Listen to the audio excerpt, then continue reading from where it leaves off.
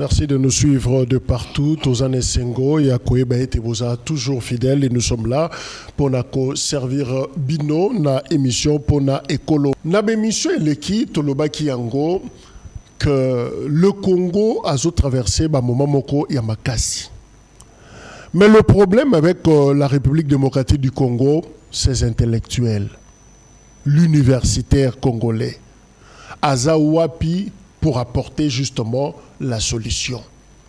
Et souvent, ils préfèrent silence, afanda, alobate, atala makamunenge kokende, et les pays se meurent. Voilà pourquoi on a fait venir sur ces plateaux un professeur d'université, le professeur ordinaire Étienne Chimanga Koutangidikou, professeur de lettres, professeur des universités. Professeur, bonjour. Bonjour, monsieur. Votre micro, prof. Mais, bonjour, monsieur. Professeur, souffrez que nous soyons un peu directs envers vous. Comment est-ce que vous réagissez face à cette maman qui a toujours l'habitude de dire que Mboka Oyo et Koufi pour Nabino ba professeur, bateau balobaka français? Vous réagissez comment? Vous savez, monsieur le journaliste, je me rappelle quand je revenais de l'Europe, pratiquement après mes études, c'était au moment où le Congo passait, notre pays passait une période assez difficile. C'était le moment de charnière entre la dictature qui était en train de partir, de Mobutu, et l'AFDL. L'entrée de Laurent Désiré Kabila et l'AFDL. L'entrée de Laurent Désiré Kabila.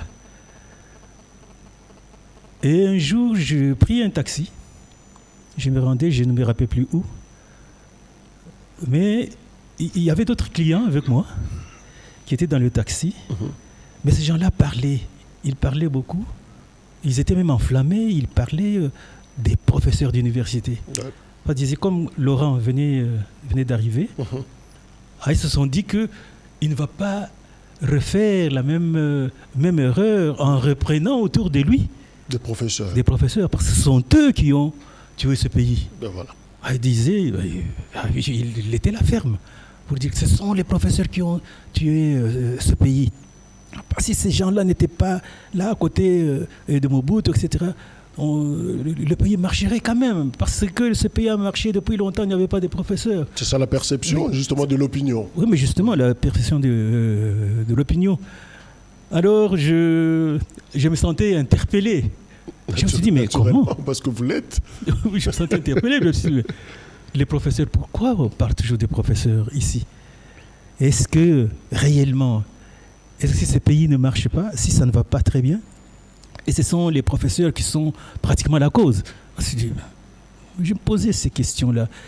Mais je me suis demandé, je me suis dit, mais pourquoi toujours les doigts est indiqué sur le professeur?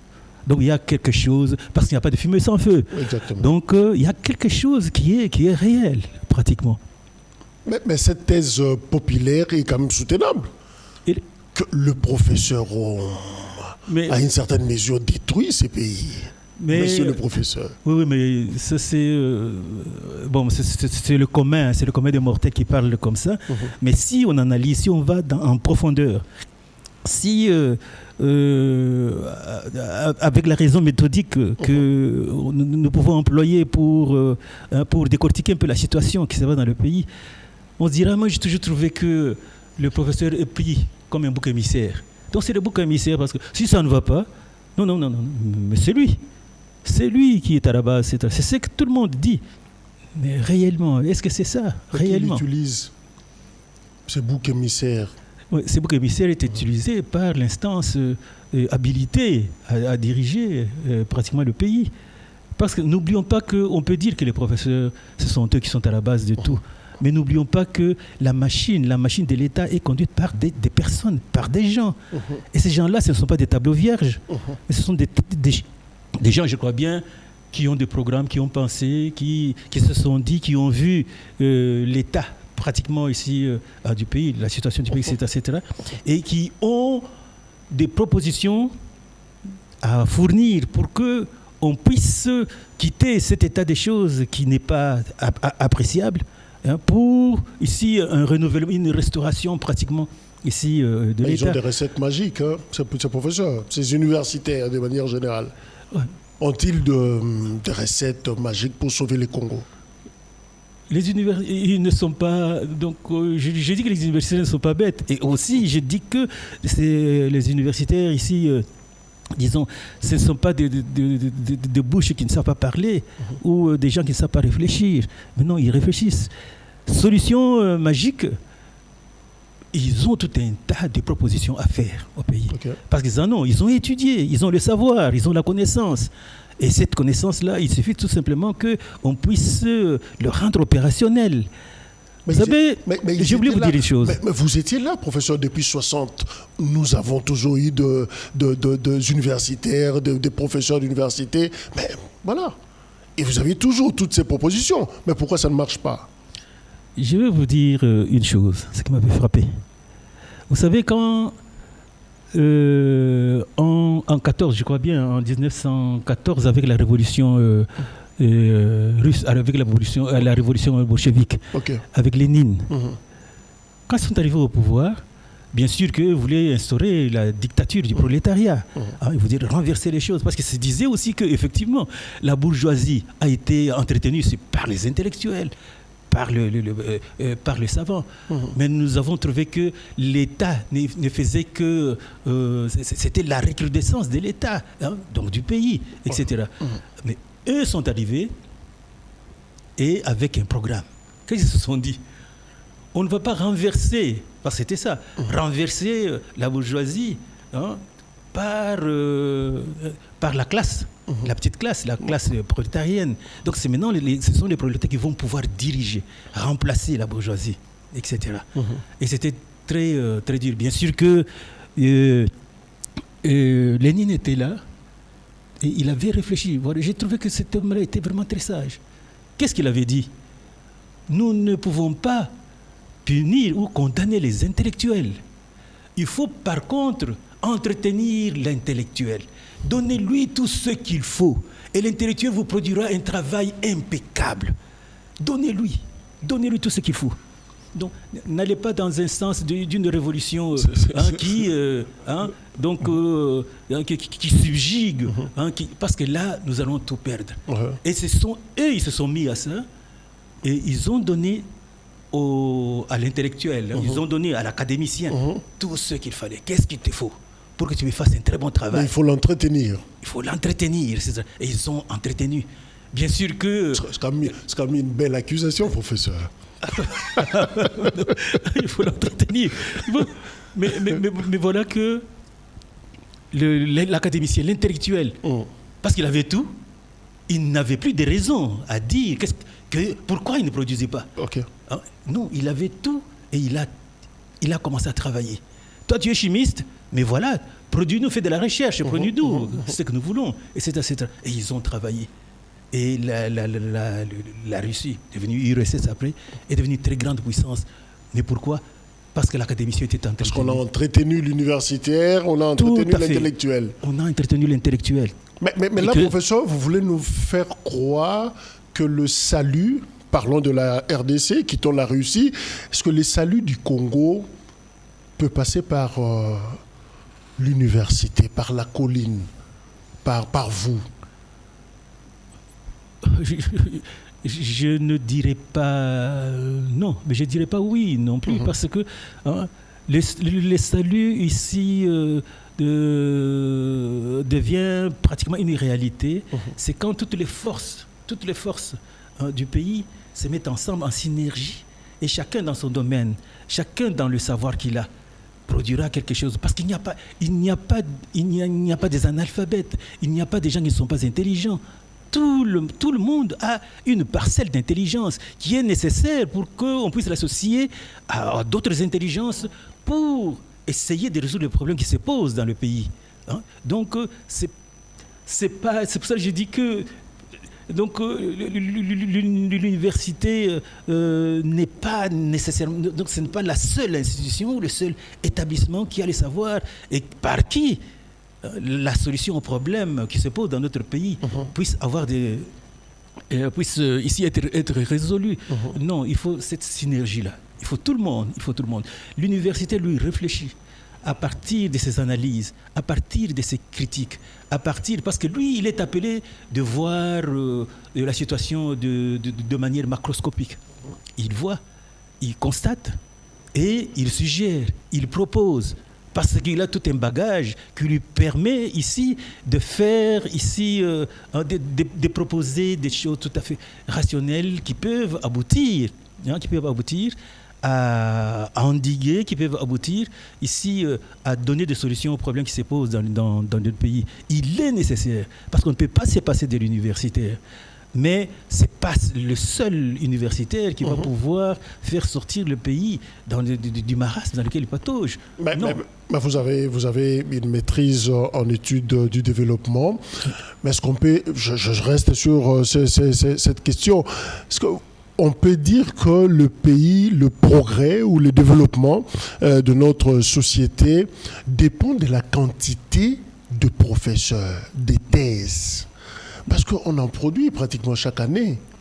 Vous produisez des professeurs, vous produisez des licenciés, vous produisez des gradués, vous produisez... Et même au niveau de l'EPST, on produit des diplômés d'État pratiquement tous les jours, à chaque minute, à chaque seconde. Tout à fait. Talambo, quand on est les professeurs. Oui. La République des professeurs. Quelqu'un l'a dit. Ah mais non, parce que si on dit que c'est la République des professeurs, non, c'est pas le cas, parce que c'est le moindre de tous, pratiquement, parce que c'est là ses voix, parce qu'il est pratiquement stigmatisé, mis à côté, etc. Le professeur, il a le savoir, le professeur, il a la connaissance, et le professeur, ici, il est toujours disposé à mettre ce savoir au service de la nation, etc. Mais la quantité. Il faudrait qu'on lui donne les conditions. La quantité, non. La quantité, aujourd'hui, ce n'est pas la quantité vraiment qui compte. On peut produire des docteurs, on peut produire des licenciés, on peut produire...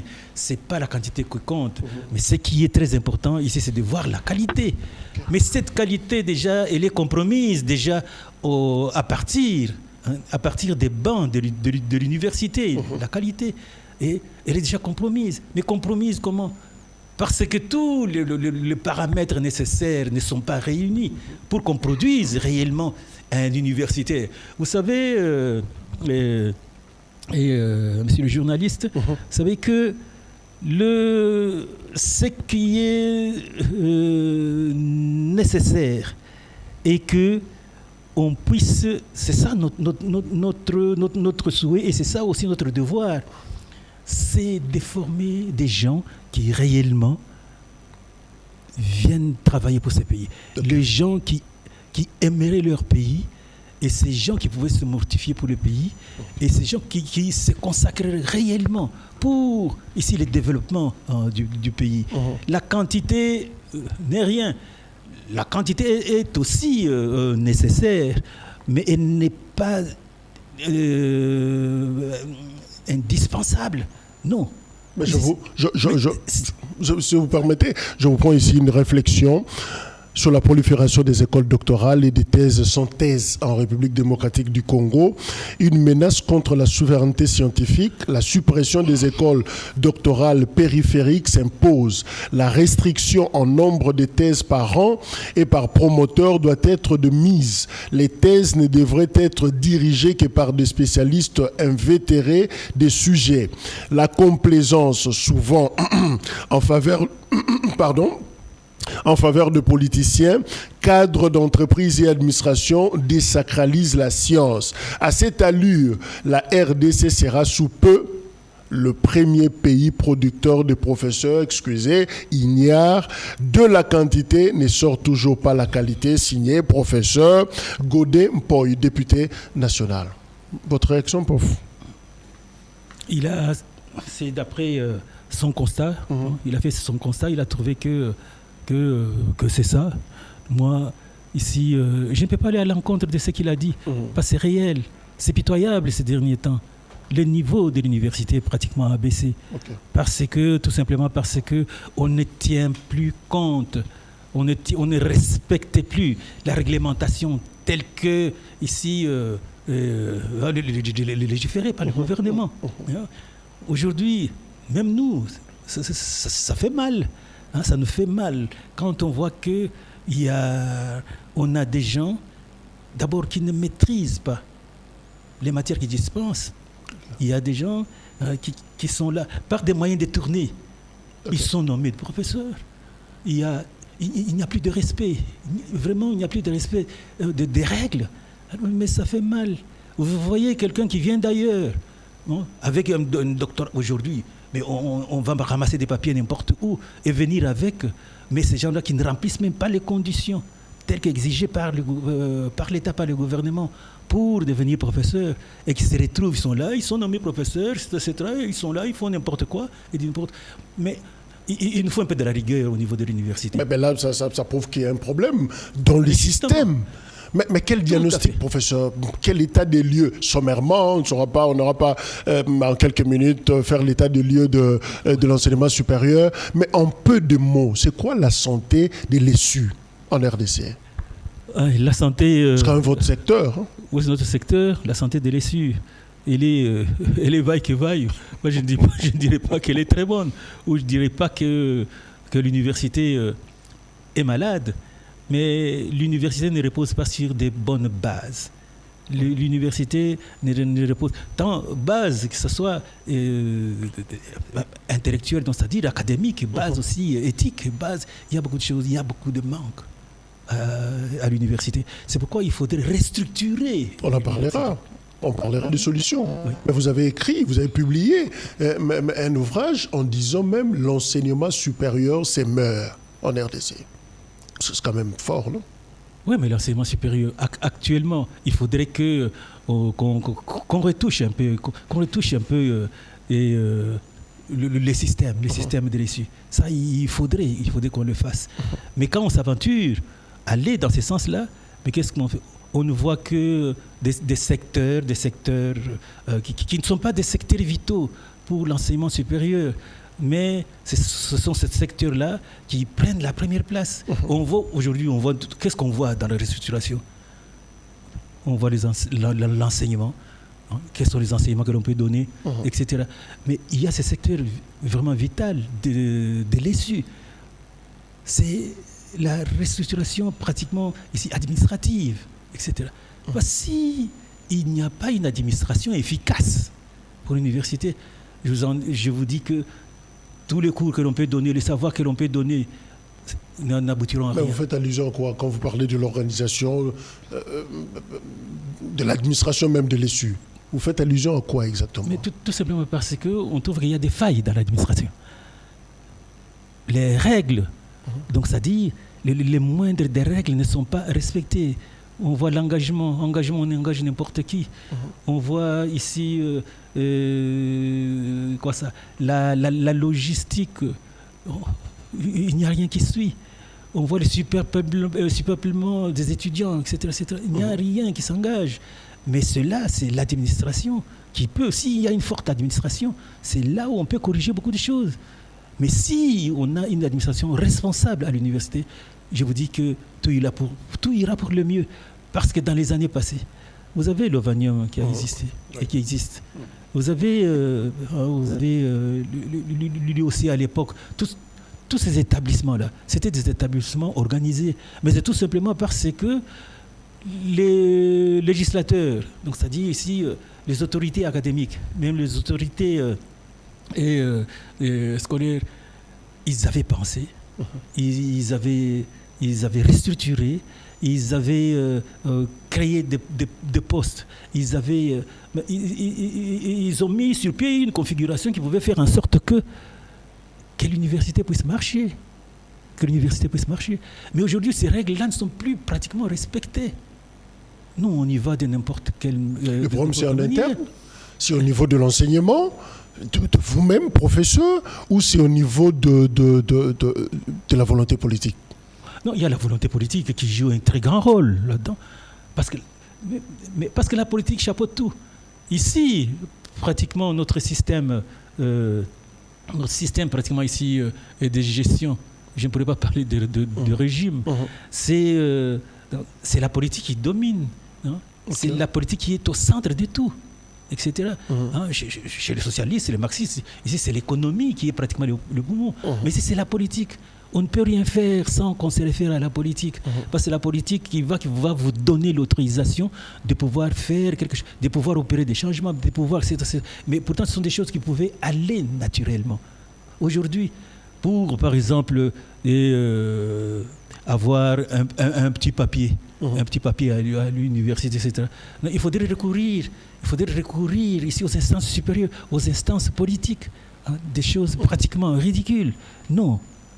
C'est pour cela que je dis que ici, actuellement, le problème qui se pose à l'université, ce n'est pas le problème des manques de cadres qui travaillent, et qui travaillent d'ailleurs très bien. Mais ces cadres-là ne sont pas encadrés. Et leurs aspirations ne sont pas pratiquement assouvies. C'est ça le grand problème qui se pose. C'est pour ça que j'ai commencé par te dire, pour évoquer d'abord Lénine. Voilà cette grande nation qui est devenue grande nation, mais pourquoi? On a compris les secrets. Entretenir l'université. Entretenir l'universitaire. Donnez-lui ce qu'il faut. Et il va travailler. L'université, ce n'est pas celui-là qui doit toujours courir derrière les postes politiques. Non, je vous dis qu'il y a des gens qui sont là, qui sont motivés. Les gens qui, ici, qui font de l'enseignement leur apostolat. Et qui veulent... malgré eux, c'est une vocation, ça, je te le dis. Ils sont chez la colline, hein, ils sont tous soit directeurs de cabinet, soit conseillers, soit... Mais tout simplement pourquoi? Parce qu'il y a eu un manque. Parce que lui, il espérait, quand il est arrivé, moi je suis allé à l'université directement, j'ai donné mon cours, je me suffisais. Bien sûr que les conditions n'étaient pas très bonnes du tout, etc. Mais en ce temps-là, si je pouvais avoir une chance que je suis parachuté quelque part, toi, tu crois que je m'arrêterais? Hein? Je crois que je ne ferais pas cas. On le souhaite, vous pouvez faire un bon ministre de l'ESU, par exemple. Mais écoutez, c'est qu'il faudrait que l'université, ce n'est pas la panacée. Ce n'est pas pratiquement ici la solution sine qua non, hein, sans laquelle le pays ne peut pas se développer. Non, c'est pas ça. Ce sont des penseurs, ce sont des intellectuels, des penseurs. Ce sont des gens qui réfléchissent. Ce sont des gens qui utilisent les idées. Et ces idées-là, ils malaxent, en font quelque chose de bon qui peut autant concourir maintenant au développement du pays. Mais comme nous parlons de la volonté politique, gardons cette parenthèse, mais est-ce qu'on peut revoir le budget, par exemple, alloué à l'ESU, à l'enseignement supérieur? Est-ce qu'on peut... Vous pensez que ça peut résoudre? Non, c'est pas que... Normalement, les institutions qui se respectent, les établissements qui se respectent, il y a toujours un budget qui est voté avant qu'on ne commence pratiquement à entrer dans la matière, commencer à travailler. Il y a un budget, c'est calculé.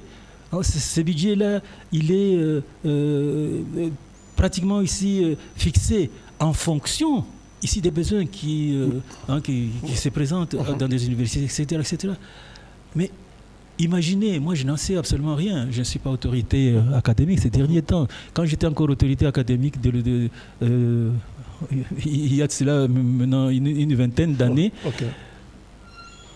nous n'avions pas le frais de fonctionnement.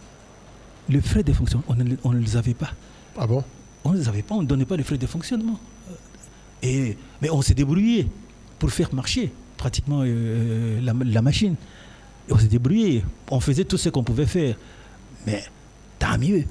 Mais ici, il manque. Est-ce qu'il y a un budget spécifique? Moi, je n'en sais rien. Mais normalement, l'enseignement supérieur doit avoir un budget. Et ce budget-là, il est fixé au prorata de besoins des établissements, de tout ce qui peut entourer, qui peut conduire au bon fonctionnement de l'université. Mais est-ce qu'il y a ce budget-là, est-il là? Bien sûr, le budget est calculé ici est prélevé dans le budget de l'éducation, je crois bien, de l'éducation nationale. Mais ce budget-là est de combien? C'est ça le problème. Il est de combien? Est-ce que l'État trouve-t-il la nécessité de pouvoir donner plus de moyens à la recherche? Donner un budget conséquent. Est-ce qu'il le trouve? Je n'en sais rien. Ici, quand on parlait que l'université, comment se fait-il que ça ne va pas, etc. L'université, c'est pas seulement a pour objectif, ici, bien sûr, et c'est sa mission, c'est de former, de former des gens nécessaires au développement du pays. Et c'est vrai. Mais l'université aussi a une seconde mission, c'est celle de la recherche, qui est très nécessaire. Parce qu'on ne peut pas trouver, on ne trouve pas mieux que notre pays puisse fonctionner sans tête, sans cerveau. Mais à la Cité, on parle de vous, prof. Vous savez? Oui, mais... professeur Mbabako Makate. Il y a des problèmes qui se posent. Ici, je veux te le dire. Vous ne publiez même pas. Mais voilà, ça c'est un fait. Donc, publier, on ne publie pas. Je crois que je ne sais pas combien de livres j'ai qui se trouvent ici au chevet de mon lit. J'en ai publié, une dizaine, j'ai publié, etc. Mais j'en ai encore qui traînent vraiment au chevet de mon lit. Qu'est-ce qui vous bloque pratiquement? Mais écoutez, si je n'ai pas de moyens, qu'est-ce que je vais faire? Parce que je me suis donné une discipline. Moi, je ne vais pas commander chez les étudiants, leur demander qu'ils me donnent ou bien quoi, etc. Mais non, tout doit venir de moi. Et c'est ainsi que je m'efforce, donc je me sacrifie pour écrire. Mais quand on écrit, c'est pour le bien de la nation, c'est pour le développement de notre nation. Et c'est pour aussi la visibilité de notre pays dans le concert des recherches dans le monde. Nous publions. Mais nous voyons comme si c'était une affaire personnelle pour nous. Parce qu'on ne nous finance pas. Il y a combien de fois les professeurs ou l'enseignement supérieur universitaire ou le ministère de l'enseignement supérieur universitaire a demandé qu'on puisse voter ici tout un budget de la recherche. Et combien de fois on a promis? Il y a eu des syndicats qui sont partis, je ne sais pas, à Bibo, etc. On a parlé de la recherche, de la prime de la recherche, etc. Et jusqu'à aujourd'hui, même pas un rond a été donné. Mais comment voulez-vous que l'université puisse s'épanouir sans recherche? Comment voulez-vous? Et là, le monde va crier que non, ces professeurs, ils ne publient jamais, ils n'écrivent pas jamais, etc., mais ils ne savent pas l'arrière-fond. Pourquoi on ne publie pas? Ce n'est pas qu'on manque de la matière, ce n'est pas qu'on ne sait pas réfléchir, gigoter, ce n'est pas qu'on n'a pas des idées ici à revoir, etc. On en a. Il y a toute une pépinière là, intellectuelle qui est là, qui n'attend que le législateur. Mais est-ce que vous arrive, professeur, de regretter que d'avoir été professeur? Je pouvais faire autre chose. Ouais, n'oublie pas que le métier d'enseignant, c'est un métier noble, mais c'est un métier aussi qui demande à ceux qui veulent faire ce travail-là d'avoir la vocation de l'enseignant. C'est la vocation de l'enseignant. Parce que là, on peut se mortifier. Et aujourd'hui, nous en dirons beaucoup de choses. Malgré ces tableaux sombres. Oui, malgré que ça soit sombre, etc. Mais quand on aime le métier, c'est malgré soi qu'on le fait. Donc on ne fait pas d'effort pour enseigner ou bien quoi. Non, on ne fait pas d'effort. Ça vient de soi parce qu'on aime ce qu'on est en train de faire. Mais ça fait plusieurs années que vous vous formez, vous enseignez, professeur, de la qualité de l'enseignement. Mais quand vous regardez vos étudiants qui arrivent en G1, je crois maintenant là c'est première licence, LMD. Oui. Alors, quand ils arrivent en L1 et jusqu'au niveau de l'ancien L2, maintenant je crois que c'est master. Voilà. Quand vous regardez ces étudiants-là passer par vos mains, vous les appréciez comment? Là, c'est une très bonne question que vous m'avez posée. Parce que ça fait plus de 20 ans, plus de 20 ans que je donne cours à l'université. Alors, j'en ai vu de toutes sortes. Donc, c'est-à-dire que j'ai vu des gens défiler devant moi et j'ai eu aussi à constater ou à évaluer les niveaux de ces étudiants-là. Ok. Les étudiants, quand je venais d'arriver, parce que j'ai commencé pratiquement en 95, les étudiants que j'avais trouvés, à qui j'avais donné cours, écoutez, je les ai fait travailler. Je les ai fait travailler, j'étais un peu dur, mais ces étudiants-là, ce sont les étudiants qui nous ont donné des très bons résultats. Au fur et à mesure que les années passaient, alors nous sommes arrivés même à constater que nos jeunes étudiants là aujourd'hui qui sont pratiquement ici foutus dans le système des LMD, qui a encore régressé pratiquement leur niveau d'études, etc. Mais on a vu des gens aujourd'hui qui ne sont pas à mesure de suivre des cours à l'université. Ils ne comprennent pas ce qu'on est en train de dire. Ils ne savent pas même prendre des petites notes. Vous comprenez que quand on quitte pratiquement de l'excellence que l'on avait avec ces étudiants, nos premiers étudiants, et qu'on arrive à ce stade d'aujourd'hui, mais il y a de quoi regretter. C'est une chute libre pratiquement. Il y a de quoi regretter. On se dit, mais où est-ce que nous sommes en train de partir? Moi, je me dis, mais écoutez, moi, je fais ce que je pouvais faire, et aujourd'hui, je n'attends que mon arrêté d'éméritat, je vais me reposer. Mais quel est le bilan que je peux tirer? Mais là, qu'est-ce que je voulais? On gronde qui finalement? C'est l'enseignant, c'est l'étudiant ou c'est les systèmes? Les systèmes. Ici, tout le monde a tort. Nous avons tort, nous les enseignants. Parce que nous... Même parce que, excusez professeur, je vous en prie. C'est le même professeur Chimanga. Oui. Et nous arrivons en tant qu'étudiants. Le même professeur qui a enseigné, prenons les années 2000, tout au début, et c'est le même professeur qui enseigne aujourd'hui, en 2025. Mais on n'a pas le même résultat, ce n'est pas le même produit. Tout à fait. Les problèmes à quel niveau? C'est complexe. Non, c'est complexe. Le problème, pratiquement, ici, il est global. Vous n'enseignez plus bien. C'est l'étudiant qui ne capte plus bien la matière. Tout se mêle. Tout se mêle. On n'enseigne plus bien. On peut dire qu'on n'enseigne plus bien parce qu'un enseignant, un bon professeur, c'est celui-là qui a les soucis de faire comprendre la matière aux étudiants. Mais quand il arrive qu'au moment d'évaluation, il trouve que ces étudiants-là ont échoué, mais il va se poser des questions. Mais comment ils ont pu échouer? Quelles sont les causes qui ont fait qu'ils n'arrivent plus? Quand je vois que les années antérieures, mais ces étudiants-là réussissaient, qu'est-ce qui ne va pas?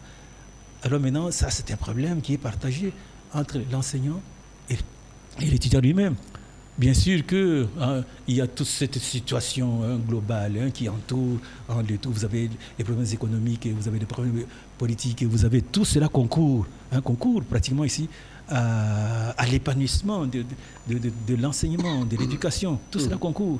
Mais il y a une part de l'enseignant. Parce que si l'enseignant, comme ça on dit, là, il n'est pas bien encadré, etc. Mais écoutez, le meilleur temps qu'il pouvait donner à ces enseignements, il va les utiliser pour aller ailleurs afin qu'il puisse avoir quelque chose pour qu'il puisse nouer les deux bouts du mois. C'est difficile. Parce qu'il peut mourir alors, en ce moment-là. On perd tout. Donc, et maintenant, il y a aussi des étudiants. Actuellement, il y a une chose que j'ai constatée, monsieur le journaliste, et que nos étudiants de cette génération, ce sont des étudiants qui ne veulent plus étudier. Ils ne veulent pas, ils aiment la facilité. Et veulent réussir. Qu'est-ce qu'ils recherchent? Ils recherchent les diplômes, tout simplement. Et alors, les diplômes obtenus par n'importe quel moyen. Okay. Ils ne veulent pas étudier. Et ça nous fait mal, nous le vieux. Ça fait vraiment très mal. Parce qu'on ne parvient pas à satisfaire notre souci de pouvoir mieux donner le savoir aux étudiants. Ils ne veulent pas. Tu t'imagines qu'aujourd'hui, c'est le professeur qui doit chercher les étudiants. Je ne sais pas, de votre cours, qu'est-ce que vous allez chercher les étudiants? Le professeur vient, le cours commence à 8 heures. Le professeur se pointe à 8 heures. Et il commence à chercher les étudiants. Vous voyez que nous sommes dans une civilisation dégradante, une civilisation qui n'a plus sa raison d'être. Et on s'est dit que nous irons jusqu'où? nous irons jusqu'où? Alors c'est pour cela que n'importe qui vient, se joue de nous, fait n'importe quoi, parce qu'on n'a pas de tête pensante. On parle également, professeur, toujours de la qualité de l'enseignement. On dit que ce sont de vieilles leçons, de vieilles matières. C'est une formation qui n'est pas adaptée à la réalité sociale. Je ne veux pas m'employer l'expression, on dit que vous formez de bons à rien, des étudiants, après ils ont leur diplôme, distinction, grande distinction, mais dans la société, ils ne savent quoi faire. Ils sont là en train de quémander, tout ça, Tambola, Kokoma, j'ai l'honneur, tout ça, mais ailleurs, ils ont toujours l'habitude de le dire, mais ailleurs, vous sentez qu'un diplômé, mais il peut transformer son environnement. Mais qu'est-ce qui se passe, professeur? Vous n'adaptez pas, vous n'actualisez pas vos recherches ou... Il y a ces problèmes de la recherche, nous l'avons soulevé tout de suite là, pour dire que la recherche, oui, parce que les moyens n'accompagnent pas. Les moyens n'accompagnent pas, c'est très difficile. Et que je sais que tout enseignant qui se respecte, tout professeur qui se respecte, je suis sûr qu'il a au moins le bénéfice. Quel est le bénéfice qu'il a? Et qu'il a la matière grise dans sa tête. Il a ça. Ça, on ne peut pas le lui enlever. Mais maintenant, il faudrait actualiser pratiquement cette matière grise. Il faudrait la rendre opérationnelle. Mais est-ce que les conditions extérieures, est-ce que ça permet au professeur, à l'enseignant ici de faire son travail comme il le faut? C'est déjà un problème réel qui se pose. C'est pourquoi... Les conditions de travail. Les conditions de travail. Ça, je vous dis que si on améliore ces conditions de travail et qu'on met dans des conditions les enseignants, les professeurs, les chercheurs, je te dis que ce pays fera un bond en avant. Un bond en avant. Bien sûr que si aussi la politique accompagne, les législateurs aussi contribuent, on fera des grandes choses. Parce que si on dit que notre pays c'est un pays solution, notre pays, c'est un pays, c'est un scandale géologique, mais aussi notre pays, c'est un scandale aussi intellectuel. C'est un scandale ici de la matière grise. Mais aujourd'hui, tout le monde est en train de fuir. Les têtes vraiment, qui ont des savoirs, etc., préfèrent aller ailleurs, rester ailleurs, parce que là-bas, ils bénéficient de conditions où ils peuvent s'épanouir. En tant qu'individu, ils peuvent s'épanouir. Mais avec un regret. On saisit cette occasion pour rendre hommage au grand VY Moudimbe qui nous a laissés, qui nous a quittés pratiquement. Mais voilà, il était là-bas, professeur à l'université de Lubumbashi. Il était obligé de partir. Et là, il était dans des conditions telles qu'il pouvait s'épanouir. Parce que n'oublions pas que même si nous donnons, même si nous faisons de l'apostolat, etc., il faudrait aussi songer à l'épanouissement personnel. Je dois être épanoui personnellement, pour que les autres aussi puissent profiter pratiquement de mon aura, afin qu'ils s'épanouissent aussi. Mais quand on n'a pas cet épanouissement, ça devient très difficile. Vraiment, ça devient très difficile, très difficile. Mais est-il que nous, on ne peut pas se décourager. On ne se décourage pas. On fait tout ce qu'on peut faire pour que notre pays puisse aller de l'avant. Rester pratiquement ici rester ici dans ce que nous projetons, ce que nous voulons nous projetons aussi pour les autres. Et ça, nous allons travailler pour ça. Professeur, ça fait 4 ans que le système éducatif congolais a lancé le système LMD. Mais comment vous évaluez? C'était en 2021, je crois. Oui, 2021. Ouais. Oui. Quelle évaluation faites-vous? Évaluation. Bon, on n'en est pas là. Je ne sais pas si on peut évaluer. Mais est-il que cette situation, ça a rendu pratiquement ici, ça affaiblit. Mais c'était quoi la finalité de cette réforme? On visait quoi? Et c'est ça les torts. Parce qu'on est parti sur de mauvaises bases. Mais tu t'imagines que le LMD, etc., prend sa souche dans des problèmes dans des problèmes ressortis dans des universités européennes. C'est pas nous. c'est pas le Congo, c'est pas les Congolais, etc. C'est qui a réfléchi et qui a dit que maintenant il faudrait que nous puissions repenser un système, nous devons aller dans l'autre, etc. Non, tous sont sous-bassement là-bas. L'Europe a eu des problèmes. On a copié l'Europe. C'est ça, ce qui est blessant. L'Europe a ses réalités, l'Europe a ses problèmes. L'Europe, on avait besoin ici de l'unification pratiquement ici culturelle, parce qu'ils sont déjà passés. L'Europe, c'est l'unité qui comptait, en faire une grande puissance. C'est l'Europe. Ils ont dû résoudre les problèmes économiques en se mettant ensemble, et ils ont dû résoudre certains problèmes, les problèmes politiques, etc. Mais maintenant, il fallait penser aussi aux problèmes culturels. Okay. Comment faire pour que l'Europe soit unie et que l'Europe puisse aller de l'avant, mais reposant sur une base culturelle assez réconfortante. Et ils ont pensé dans ce sens-là. Ils ont revu leur système d'enseignement. Par rapport à leur réalité. Leur réalité, leurs problèmes. Leur réalité. Mais ici, qu'est-ce qu'il y a ? Non, nous devons nous arrimer ici au système de Boulogne, et voilà, et telle université, l'université de Louvain en 1600, etc. Mais qu'est-ce que ça fait avec nous ? Mais aujourd'hui, la Chine, il n'y a pas des études universitaires là-bas. Est-ce qu'eux, ils ont suivi les modèles européens pour ça ? Vous avez le Japon, ce qui est très loin, etc.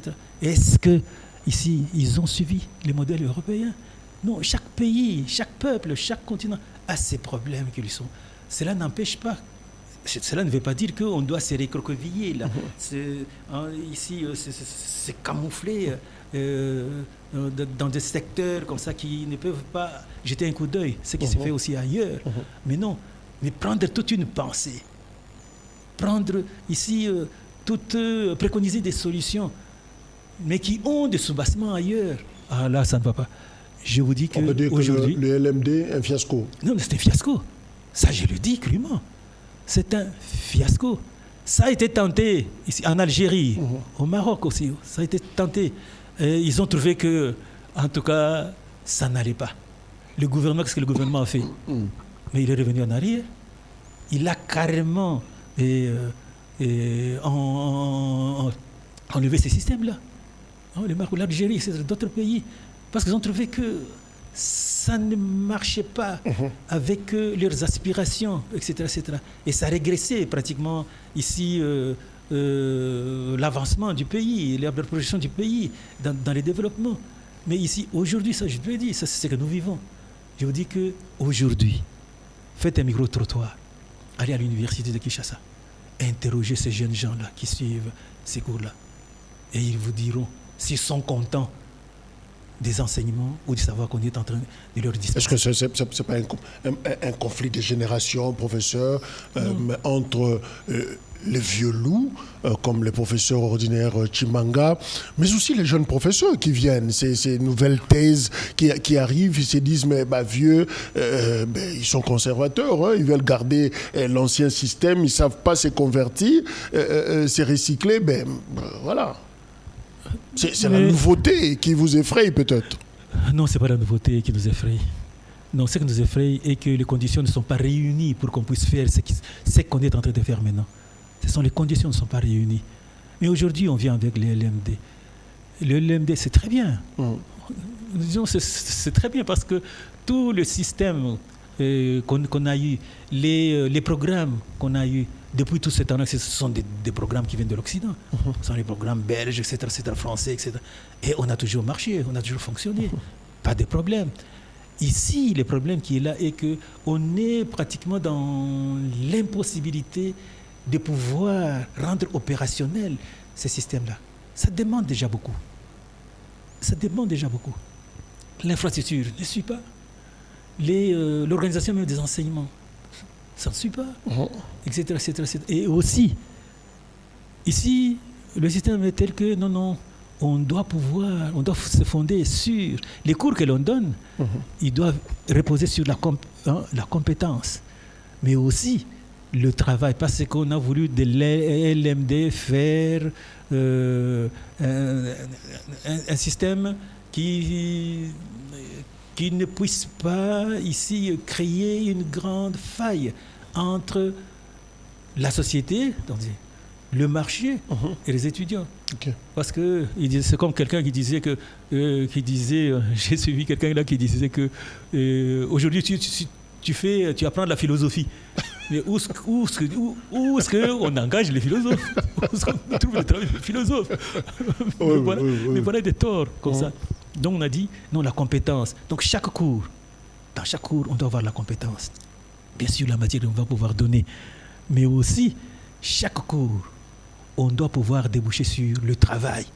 Parce qu'on ne doit pas étudier comme ça, faire de la philosophie, étudier, etc. Non, il faudrait que quand on termine ces études, quand on termine cette matière, on doit directement aller sur le marché de l'emploi. Que vous servez à quelque chose. Et vous avez quelque chose. Et là, vous servez, pragmatiquement, vous servez déjà à quelque chose. À avoir des têtes pensantes là, qui sont là, qui pensent beaucoup, mais qui ne font pratiquement rien en termes de rentabilité. Avec tout ce que vous évoquez, professeur, est-ce qu'on peut dire qu'il nous faut de nouveaux états généraux de l'enseignement supérieur, à part ce qui s'est déroulé à Lubumbashi, je crois en 2021, est-ce qu'on peut encore convoquer de nouveaux états généraux pour discuter un peu de l'enseignement? Parce que c'est important. Il le faut. Personnellement, je dis qu'il le faut. Non, il le faut. Parce que si nous allons continuer comme ça, par essai-erreur, ici nous sommes en train de tuer pratiquement la crème intellectuelle. Parce que nos étudiants, là, ce sont des cobayes. Ça, ce sont des cobayes. On est en train de les expérimenter, voir est-ce que ça va aller ou pas. Mais dans l'entretemps, c'est tout un crime culturel qu'on est en train de commettre. Parce qu'il y aura un temps, donc il y aura toute une génération qui sera en l'air, qui se retrouve nulle part. Mal formés. Mal formés, bien sûr. Mal formés parce qu'ils n'ont pas de repères. On ne peut pas savoir s'ils sont mal formés ou bien formés parce qu'ils n'ont pas de repères. Et alors, c'est toute une période. C'est pourquoi les choses des grandes décisions comme telles, parce que ce sont des décisions qui concernent ici la jeunesse, qui concernent ici le citoyen de demain, le pays de demain. Ce ne sont pas des décisions que vous pouvez prendre à la légère. Vous savez, quand on a parlé du LMD, etc., et qu'on devait commencer, ici, ce sont les décisions politiques qui ont primé. Avant tout. Parce qu'il y a ces ministres. Il y a combien de ministres qui sont passés et qui n'ont pas osé ici demander, qui n'ont pas osé ici rendre opérationnel ce système-là de LMD. Vous avez le ministre là, je crois que c'était Théophile Mbemba à l'époque. À l'époque, il était là. Il ne l'a pas fait. Il y a eu un autre ministre qui est arrivé. On a trouvé que non, les conditions, les autres on a trouvé que non, il fallait un peu attendre, etc. Mais il y a le dernier ministre qui est arrivé, lui, non, c'est imposé pour dire non, doit commencer. Mais comment on peut commencer une chose pour laquelle on n'a pas mûrement réfléchi? Parce qu'il faut des études pour ça. Et les études ont été menées, pratiquement. On a trouvé que les conditions ne répondaient pas. Même la présidente de la République, je me rappelle, à l'époque, quand on a commencé, non, LMD, etc., même la présidence de la République avait même dit qu'il fallait qu'on sursoit cette mesure-là. Il fallait attendre, qu'on réunisse un peu les conditions. La logistique ne suit pas. Les enseignements même, etc. Même jusqu'à aujourd'hui, il n'y a pas de descriptif des matières que l'on donne. On ne sait pas. Et tout le monde, maintenant, pratiquement tout le monde, parce qu'il ne faudrait pas laisser le vide. On est en train de suivre pratiquement l'ancien système qui était les PADEM. Les matières qui ont été données là-bas, ce sont les mêmes matières qu'on donne ici dans le système LMD. Et pourtant, ce n'est pas ça ce qui a été demandé, etc. Alors, donc, oui. Terminé, oui. Donc, ce n'est pas ça qui est demandé dans le système LMD. On a voulu professionnaliser. Et pourtant, on avait déjà trouvé une solution pour la professionnalisation. C'est pourquoi on a les études auparavant, on avait les systèmes belges. Donc nous avons 2 années de candidature et 2 années de licence pour l'université. Et on avait aussi créé les instituts supérieurs. Parce que les instituts supérieurs jouent ici d'office le rôle des écoles techniques qui forment ici des gens, des professionnels. Les ISP, les techniciens, ils vont aller dans l'enseignement, ils vont aller, etc. L'université, c'est pour les chercheurs, etc. Mais tout cela n'a pas été regardé. On a même augmenté l'année, parce que je me rappelle, ça c'est notre année, on était en deuxième année, et pour monter en première licence, il y a le gouvernement qui avait pris une mesure là, de créer une troisième graduat. Mais ce graduat, c'était un graduat professionnel. C'était tout simplement pour essayer de pallier au manque. On avait trouvé que non, la théorie, elle l'empiète pratiquement sur tout, et que les étudiants sortent, ils n'ont pas un sens professionnel. Mais nous avions des écoles techniques qui étaient là, nous avions des ISP, nous avions etc. qui faisaient ce travail-là comme il fallait. Mais, malgré tout cela, non, on s'est dit, on est venu, LMD, c'est quoi? C'est la professionnalisation. Casser ici, le fac qui se trouve entre les sociétés, la société, etc. et l'université, qu'on ne forme pas des gens pour rien. Mais il faudrait qu'ils aient du travail. Il faudrait qu'ils y rendent. Mais quelles sont vos solutions, professeur? On est arrivé à la fin. Mais comment restructurer pratiquement, profondément, le système éducatif congolais? On fait quoi? Il y a beaucoup de pistes de solutions. Prenons quelques pistes de solutions. Il y en a plusieurs. Je crois que tous ces penseurs-là, ils ont songé, ils ont pensé à ça, ils ont songé à ça. Et il y en a